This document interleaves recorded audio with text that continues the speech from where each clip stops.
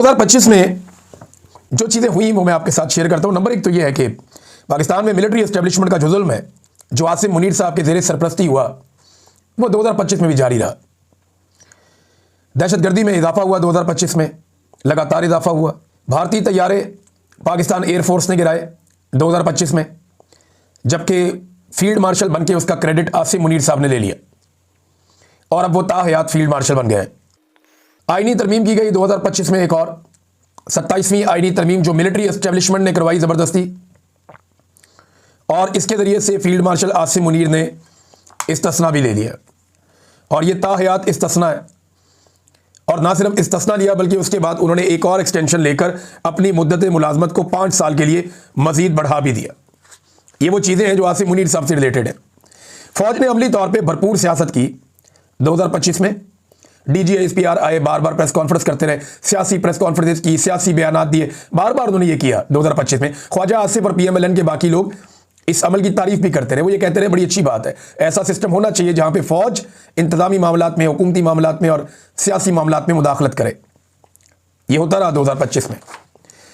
फिर 2025 में कई सहाफ़ियों की नौकरियां चली गई, बहुत सारे सहाफ़ियों के मुकदमात उनके ऊपर दर्ज हुए, 5 सहाफ़ी कत्ल हुए, बहुत सारे गिरफ्तार हुए 2025 में। प्रोग्राम्स बंद हो गए सहाफ़ियों के। अभी 2025 के आखिरी दिन तक सोराब बरकत साहब जो है वो जेल में बंद, और आखिरी दिन हमें एक और खबर आती है कि नादिर बलूच साहब जो एक अच्छे जर्नलिस्ट हैं, उन पर ब्लास्फेमी बिजनेस नामी एक स्कैंडल पर काम करने की वजह से एक इंक्वायरी खोल दी गई है। शाकिर रेवान साहब भी एक इसी तरह के मुकदमे का सामना कर रहे हैं। तो सहाफ़ियों के लिए कोई आसान नहीं रहा। फील्ड मार्शल और शहबाज शरीफ साहब ने खुशामद कर करके ट्रंप से बेहतरीन ताल्लुकात बनाए 2025 में, जिसके बाद पाकिस्तानियों की यह उम्मीद भी कमज़ोर पड़ गई कि अमेरिका पाकिस्तान में इंसानी हकूक़ की खिलाफ वर्जियों पर किसी किस्म की कोई आवाज़ उठाएगा। 2025 की एक डेवलपमेंट ये भी है, PIA को बेच दिया गया और इसका बेनिफिशरी निकला फौज का एक कारोबारी इदारा, यानी वो इसको कंट्रोल करेगा PIA को। एक इदारा फौज के एक झेली इदारे ने ख़रीद लिया, PIA गया। एक बड़ी लंबी तारीख थी PIA की, कई दहाइयों की, एक दौर में नफ़ा कमाता था, फिर ये करप्ट सियासतदानों के और जर्नैलों के हाथ में चढ़ गया, बर्बाद कर दिया इदारा। और अब फौजी जर्नैलों ने जो इदारे बनाए हुए हैं कमाई के लिए, उनमें से एक इदारे ने इसे खरीद लिया। और साल के आखिरी दिन ये भी खबर आई कि पाकिस्तान की शिपिंग कॉरपोरेशन भी फौजी कारोबारी इदारे NLC के कंट्रोल में चली गई। ये भी हुआ। सबसे ज़्यादा जो एक्सपोज हुए 2025 में लोग, वो पाकिस्तान के सरकारी मुल्ला है। यानी 2022-23 में पाकिस्तान का मीडिया बहुत एक्सपोज हुआ था, नंगा ही हो गया था। तब से लेकर अब तक सोशल मीडिया ही चलता है। मीडिया की तो वक़्त और औकात ख़त्म हो गई थी उस वक्त, एक एक करके सारे ही बेनकाब हुए। लेकिन इस मरतबा जो सबसे ज़्यादा एक्सपोज हुए 2025 में, वो दरबारी मुल्ला है, और इनके बीच में एक सख्त मुकाबला चलता रहा हुस्न खुशामद का। हुस्न कारकर्दगी, खुशामद जो है, इसमें ताहिर अशरफी सबसे आगे रहे। पहली पोजीशन 2025 में ताहिर अशरफी साहब के नाम जाती है। बहुत ज़बरदस्त काम किया उन्होंने खुशामद के नुक्ता नज़र से। मीडिया पे गजबनाक किस्म का कंट्रोल रहा पाकिस्तान की मिलिट्री एस्टेब्लिशमेंट का 2025 में। हर लिहाज से मीडिया को दबाकर रखा गया। तो ये वो कारनामे हैं जो 2025 के कुछ मैंने आपके सामने रखे। फिर अगर आप मईशत की तरफ आए तो इस साल कोई भी सरमायाकारी पाकिस्तान में 2025 में नहीं आ सकी। यानी बड़े इन्होंने दावे किए थे, वादे किए थे, सरमायाकारी आएगी, ये होगा वो होगा। 2025 में कोई सरमायाकारी पाकिस्तान में नहीं आ सकी। पाकिस्तान की मईशत को इन्होंने ज़मीन बोस करके रख दिया 2025 में, तबाह बर्बाद करके रख दिया, और मईशत कर्जों के ऊपर मुनसर रही। रिकॉर्ड कर्जे पाकिस्तानी हुकूमत ने हासिल किए 2025 में। तरक्याती मंसूबे कोई बड़े दोबारा शुरू नहीं हुए, क्योंकि यही पैसा बचा बचा कर ये कौमी खजाने में दिखा रहे हैं। कोई बड़ा तरक्याती मंसूबा पाकिस्तान में नहीं चल रहा, और जितने तरक्याती मंसूबे पाकिस्तान में चल रहे थे वो सारे के सारे रोक दिए गए हैं। पाकिस्तान में रिकॉर्ड बेरोजगारी और महंगाई हुई 2025। जावेद हों, इमरान खान की अहलिया हों, ये खवातीन लगातार जुल्म का निशाना बनती रही। इमरान खान की बहनें बार बार जुल्म का निशाना बनती रही हैं। फिर नादरीन, मुरीदके में नहत्ते अवाम पे गोली चलाई गई, लाशें छुपाने के इल्ज़ामात लगे। रिजवी बरादरान अभी तक गायब हैं 2025 में, और तहरीक लब्बैक एक इंतहाई रेत की दीवार साबित हुई। वो दोबारा खड़े होने के काबिल भी नहीं हुए, और वो कुछ कह भी नहीं पाए। यानी पूरी की पूरी जमात ही ढह गई और कुछ भी ना कर पाए वो। ये भी 2025 में याद रखा जाएगा। नवाज शरीफ को 2 मरतबा धूप लगवाई गई 2025 में निकाल कर, लेकिन धूप लगवाने वालों को समझ आ गई कि मियाँ साहब से कोई काम नहीं हो सकता, लिहाजा वापस पेटी पैक कर दिया गया मियाँ साहब को। रिकॉर्ड जूते पॉलिश हुए और जूते पॉलिश का एक आलमी मुकाबला पाकिस्तान में हुआ। आलमी सतह पे शहबाज शरीफ को शू शाइन बॉय का खिताब मिला 2025 में, और बड़ी सियासी जमातों ने बड़ा मुकाबला किया पाकिस्तान में कि आसिम मुनीर के जूते सबसे अच्छे पॉलिश कौन करता है।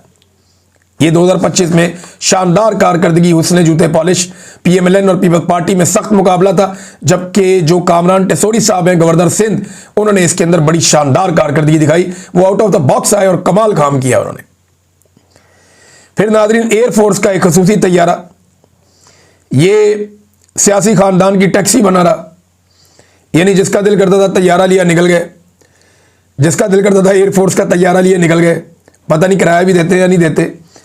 2025 में हमने ये भी देखा होते हुए और बार बार होते हुए देखा। 2025 का जो पूरा साल है, इसमें पाकिस्तान तहरीक इंसाफ के सोशल मीडिया ने दीगर सियासी जमातों और एस्टेब्लिशमेंट के अलावा आपस में भी खुलकर लड़ाई की है। यानी पाकिस्तान तहरीक इंसाफ के सोशल मीडिया या लोगों ने जो आपस में लड़ाई की, उसका बहुत फायदा उठाया एस्टेब्लिशमेंट ने और हुकूमत ने। एक दूसरे पे टका के फतवेबाजी की गई कि ये भी कंप्रोमाइज्ड है, वो भी कंप्रोमाइज्ड है, ये भी गद्दार है, वो भी गद्दार है। तो एस्टेब्लिशमेंट से लड़ी तहरीक इंसाफ और उसका सोशल मीडिया, और जो मौजूदा हुकूमती जमातें उनसे भी लड़ी, लेकिन आपस में भी बड़ी टका के लड़ाइयां की इन्होंने। लेकिन अब 2025 के इख्तिताम में मैं देख रहा था कि एक सोच पैदा हो रही है तहरीक इंसाफ में कि इसका उन्हें नुकसान हुआ और अब वो इकट्ठे होना चाहते हैं। हो सकता है कि आने वाले दिनों में ये सेंस प्रिवेल करे और पाकिस्तान तहरीक इंसाफ ज्यादा मजबूती के साथ वो चीजें कर सके जो वो पहले से करना चाह रही। इमरान खान साहब की मकबूलियत को कंट्रोल करने में इदारे मुकम्मल तौर पे नाकाम रहे 2025 में, हत्ता के हुकूमत जो है वो जरा सी भी मकबूलियत इमरान खान के मुकाबले में हासिल नहीं कर पाई। आसिम मुनीर साहब के साथ मुकाबला करवा लें, शहबाज शरीफ के साथ करवा लें, नवाज शरीफ और जरदारी के साथ करवा लें, कोई शख्स भी इमरान खान के मुकाबले में ठहर नहीं पाता। मकबूलियत इस कदर ज्यादा उनकी। अब ये न्यू ईयर नाइट हुई है तो लाजमी बात है लोग निकलते हैं नए साल की खुशी मनाने के लिए, नए साल को वेलकम करने के लिए रात 12 बजे। तो लाहौर हो, मरी हो, इस्लामाबाद हो, रावलपिंडी हो, कराची हो, मुल्तान हो, जितने बड़े शहर हैं उन तमाम शहरों में जो नौजवान निकले बहुत बड़ी तादाद में नए साल को वेलकम करने के लिए, वो कैदी नंबर 804 के नारे लगा रहे थे। वो सब इमरान खान के नारे लगा रहे थे। मैंने किसी जगह पे भी आसिम मुनीर के नारे नहीं सुने।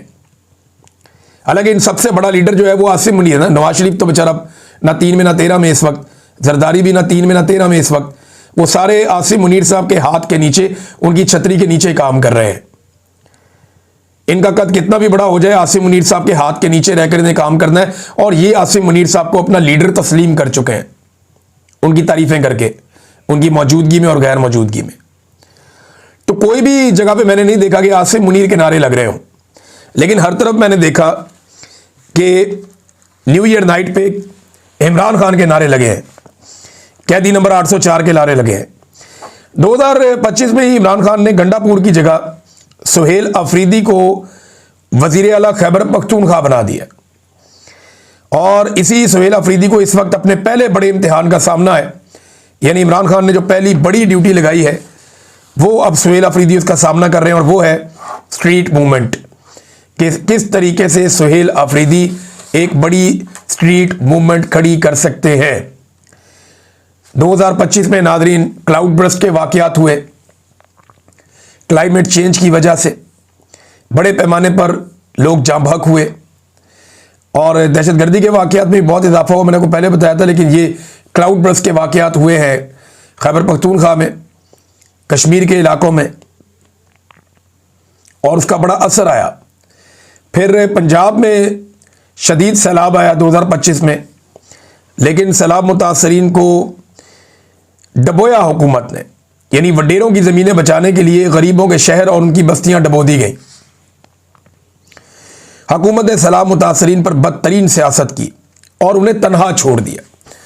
ये सारा कुछ हमने खुद विटनेस किया, क्योंकि हम लोग इसमें काम कर रहे थे। फिर 2025 में ही इसराइल के और फ़लस्तीन के मामले पे पाकिस्तान ने एक अपनी पॉलिसी में बड़ा यू टर्न लिया, और पाकिस्तानियों की या पाकिस्तानी सरकार जो है या रियासत है, उसकी पॉलिसी में फ़लस्तीनियों से ज़्यादा इसराइल का अमल दखल दिखाई देना शुरू हो गया। और अब सूरत हाल ये है कि वहाँ पे गज़ा में पाकिस्तान ने खुद ख्वाहिश का इजहार किया कि वो अपनी फ़ौज को गज़ा में भेजना चाहता है, जबकि फ़ौज जो गज़ा में जाएगी वो फ़लस्तीनियों को निहत्ता करेगी और कोई काम नहीं करेगी। लिहाजा ये पाकिस्तान की तरफ से पॉलिसी में एक बहुत बड़ा शिफ्ट था, ख़ास तौर पे गज़ा को, फ़लस्तीनियों को और इसराइलियों को लेकर। फिर बहुत सारे नए टाउट्स बेनकाब हुए 2025 में, जिनमें कुछ खिलाड़ी शामिल हैं, कुछ एक्टर्स शामिल हैं, कुछ सहाफ़ी हैं, कुछ सियासतदान हैं, कुछ मौलवी हैं, जो साबित हुआ कि ये लोग टाउट हैं और ये एस्टेब्लिशमेंट के कहने के ऊपर काम कर रहे हैं।